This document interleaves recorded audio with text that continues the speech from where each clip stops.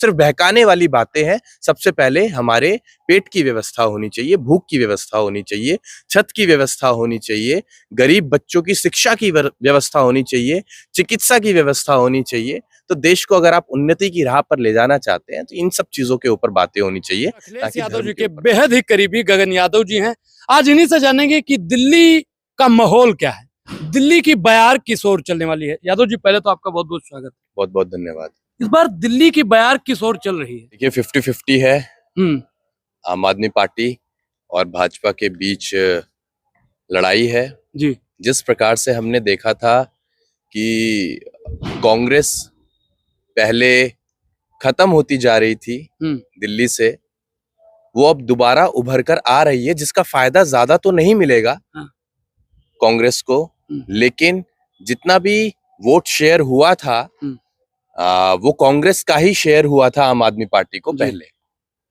वो किसी न किसी रूप में आपको आने वाले समय में बंटता हुआ जरूर दिखेगा जी। जिसका भारी नुकसान भाजपा को नहीं होगा जी। सिर्फ वो जो वोटर्स पहले डिवाइड हुए थे, कांग्रेस से आम आदमी पार्टी में आए थे, वही कुछ अब आम आदमी पार्टी से कांग्रेस की तरफ जाएंगे। तो फिर आम आदमी पार्टी के लिए थोड़ा सा हम डाइसी मान सकते हैं। और भाजपा के पास अपना कोर वोटर पहले से ही जो था वो उनका रहने वाला है।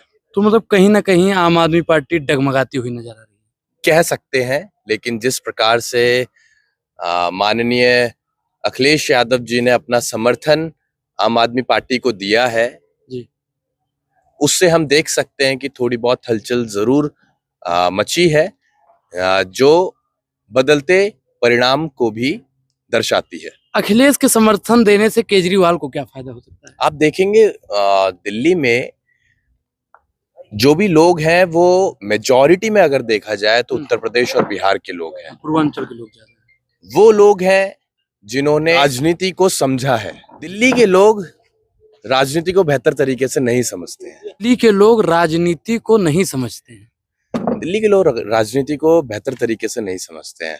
उत्तर प्रदेश और बिहार के लोग राजनीति करना भी जानते हैं और राजनीति में क्या समीकरण बनना है, क्या बदलना है, वो इस चीज को बखूबी जानते हैं। ऐसा तो नहीं होते हैं। ऐसा तो नहीं कहीं आप यादव वाला एंगल की वहाँ तेजस्वी और यहाँ नॉट एट ऑल, नहीं ऐसा कुछ नहीं। आपने कहा कि यूपी और बिहार वाले, यूपी और बिहार में सिर्फ यादव ही थोड़े ना है, हर जातियां। बड़े नेता तो यादव दो ही यादव तो हैं बिहार में, तेजस्वी यादव और यहाँ पे अखिलेश यादव। वो एक कारण ये हो सकता है कि यूपी और बिहार में जी आपकी संख्या मेजॉरिटी में है जी, लेकिन इसका मतलब ये नहीं कि यूपी और बिहार के सारे यादव ही दिल्ली में आए हुए हैं जो सारा समीकरण आपका बदल देंगे।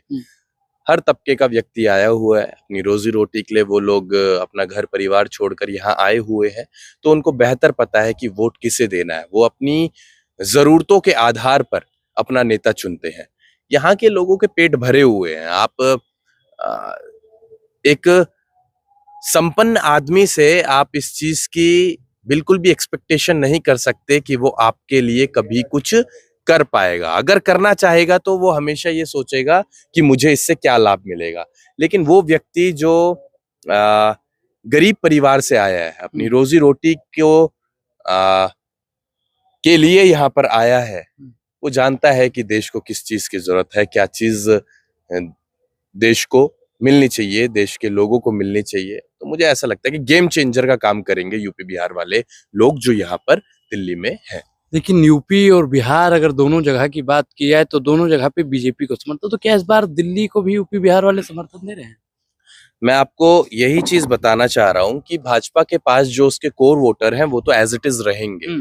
समीकरण बदलेगा आपका यहाँ पर। जो पीडीएफ मूवमेंट अखिलेश जी ने उत्तर प्रदेश में दिखाया था, जिसका सफल आपने रूप भी देखा, वो हो सकता है दिल्ली में भी काम करे। और जो लोग पीडीए परिवार से आते हैं वो लोग आदरणीय अखिलेश जी की बात को मानते हुए अपना पूरा समर्थन आम आदमी पार्टी को दे सकते हैं। तो इस बार मतलब केजरीवाल की सरकार बन भी सकती है और नहीं भी बन सकती। बिल्कुल बिल्कुल बिल्कुल डाइसी है, 50-50 है। नहीं, कुछ तो आंकड़ा होगा कि बन सकती है या नहीं, हाँ या ना में, मतलब बन सकती है तो है और नहीं बन सकती तो नहीं। जिस प्रकार आप देखेंगे कि लोकसभा चुनाव हुए थे उसमें भाजपा ही सारी सीट्स लेकर चले गई थी। नहीं तो 14 से लेकिन विधानसभा चुनाव उसके बिल्कुल विपरीत होते हैं। यहां पर आप देखेंगे, अभी आप देखिएगा कि 2100 रुपए दिए जा रहे हैं हर महीने, वहीं दूसरी तरफ 2500 रुपए भी दिए जा रहे हैं अन्य पार्टी के द्वारा। आप देखिए कि दिल्ली के लोगों को राजनीति में बिल्कुल दिलचस्पी नहीं है। यहाँ के लोगों को सरकारें सिर्फ बहकाना चाहती हैं। पहले ये लोग कहा करते थे कि मुफ्त मुफ्त मुफ्त चीजें दे रहे हैं केजरीवाल, दे रहे हैं, ठीक है। और आज वही लोग, जब उनके पास कोई योजना नहीं बची, वही लोग आज इस मीठी लॉलीपॉप को आम जनता को चुसवाना चाहते हैं। प्रधानमंत्री जी ने कहा कि दिल्ली में हमारी सरकार बनते ही 500 रुपए का सिलेंडर मिलेगा। इस पर आप क्या कहेंगे? सिलेंडर तो ये लोग, मैं कह रहा हूँ सिलेंडर की बातें नहीं, इन्हें सरेंडर की बातें करनी चाहिए। इन्हें सरेंडर कर देना चाहिए अब, क्योंकि देश को चलाने की योजनाएं इन लोगों के पास नहीं है। ये सिर्फ धर्म के नाम पर आपको लड़वा सकते हैं, आपके अंदर एक भाव जगा सकते हैं कि राष्ट्र में पहले हिंदुत्व होना चाहिए। देखिए साहब, रोटी से बड़ा कोई धर्म नहीं होता है। आपका क्या धर्म है, मेरा क्या धर्म है, इससे पहले हमारी भूख है, हमारा पेट है। और जब तक हम अपनी भूख को संतुष्ट नहीं करेंगे तो हम धर्म और जाति की लड़ाई कभी लड़ ही नहीं पाएंगे। तो ये तो सिर्फ बहकाने वाली बातें हैं। सबसे पहले हमारे पेट की व्यवस्था होनी चाहिए, भूख की व्यवस्था होनी चाहिए, छत की व्यवस्था होनी चाहिए, गरीब बच्चों की शिक्षा की व्यवस्था होनी चाहिए, चिकित्सा की व्यवस्था होनी चाहिए। तो देश को अगर आप उन्नति की राह पर ले जाना चाहते हैं तो इन सब चीजों के ऊपर बातें होनी चाहिए, ना कि धर्म के ऊपर बात होनी चाहिए। आपने धर्म की बात की तो मुझे अखिलेश जी का वो बयान याद आ गया कि हम तो श्री कृष्ण के वंशज हैं। बिल्कुल है। आप तो धर्म की राजनीति तो आप भी करते हैं। देखिए, वो व्यक्ति कभी भी शिखर तक नहीं पहुंच सकता जिसको अपनी जड़ें ना पता हो। आपके जड़ों का, आपके रूट्स का स्ट्रांग होना बहुत जरूरी है। और वही रूट वो उनके बयान ने स्ट्रांग किया है जी। अगर वो कहते हैं कि हम कृष्ण के वंशज हैं, तो ना सिर्फ वो बल्कि हम हैं, तो इस चीज को डिनाई तो नहीं किया जा सकता। इसमें राजनीति नहीं है। जिस समाज ने अपने महापुरुषों को नजरअंदाज कर दिया या उनकी लड़ाई को, उनकी विचारधारा को आगे तक पहुंचाने का काम नहीं किया, वो समाज जमीन के अंदर मिल गया है जी। उनका कोई अता पता नहीं है।